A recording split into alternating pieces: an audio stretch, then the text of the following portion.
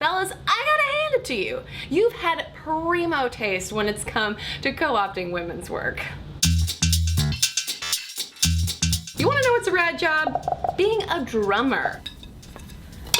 Women were ancient history's first drummers, dominating percussion instruments for like 3,000 years in civilizations dotted around ancient Mesopotamia, Egypt, Greece, and Rome. Need some old school cymbals, tambourines, or tom-toms for your religious rite, marriage ceremony, or rando banquet? Call the ladies. In fact, the very first named drummer in history was a Mesopotamian princess named Lapusha. So what happened? Basically, big Catholicism moved in, built the Vatican, and were like, oh hey, pagan religions and all your women-made music, you gotta get out of here. The Catholic Synod of 576 even decreed that Christian families should not teach their daughters singing or musical instruments because it is ungodly and unladylike.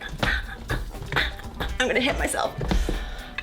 Another rad job is beer brewing. From ancient Egypt all the way up to the Industrial Revolution, it was women's work. For approximately eons, potable water was hard to come by, and milk had to be reserved for making cheese and butter, so home brewing was all the rage, with women, aka roosters, even making special edition groaning ales that women in labor would drink, and bridal ales that they would sell at weddings to raise cash for newlyweds. Then with the Industrial Revolution and the helpful scientific discovery of pasteurization, big batch brewing became possible, exporting it out of the home and into commercial breweries. And with its domestic role gone, the guys took over. Well played, gentlemen! Before undertaking became big business, preparing dead bodies for burial was just another one of Regency and early Victorian era ladies' proper duties. As Greening Death author Suzanne Kelly told Fusion, being a DIY mortician was just considered an extension of women's natural role as caretakers for children, the sick, and other family members. Then the US Civil War and its 1.1 million casualties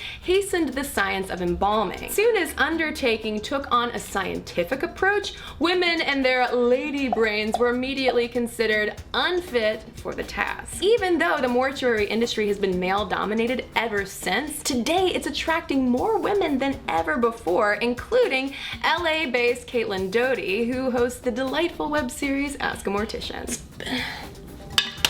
And did you know that in the 1920s and 30s, Hollywood screenwriting was dominated by women? Frances Marion, for instance, was killing it. She was the highest paid screenwriter of any gender in Hollywood during the 20s and 30s and wrote 130 screenplays that were then made into films. Not to mention a laundry list of other lady screenwriter powerhouses, including Gentlemen Prefer Blondes author Anita Luce, who was raking in $34K a week in Hollywood for her skills. Jeannie McPherson, who was the personal screenwriter to Cecil B. DeMille for 15 years. Satirist Dorothy Parker was pulling in a cool extra $1K a week just for writing some screenplays. Finally, there's Eleanor Gwynn, whose screenplay It Girl introduced us to the concept of the It Girl. So what happened? I'm gonna guess that guys saw a bunch of money sitting there and ran in to grab it and kick the ladies out, because that's what happens every time. Almost got the hang. In 1967, Cosmopolitan magazine advertised a groovy new job for hip chicks everywhere: computer girl. It's just like planning a dinner, the queen of software Grace Hopper told the magazine, emphasizing how women are naturals at computer programming because of our inborn patience and attention to detail. Thanks. Back then, computer programming was considered lower status women's work, ideal for math majors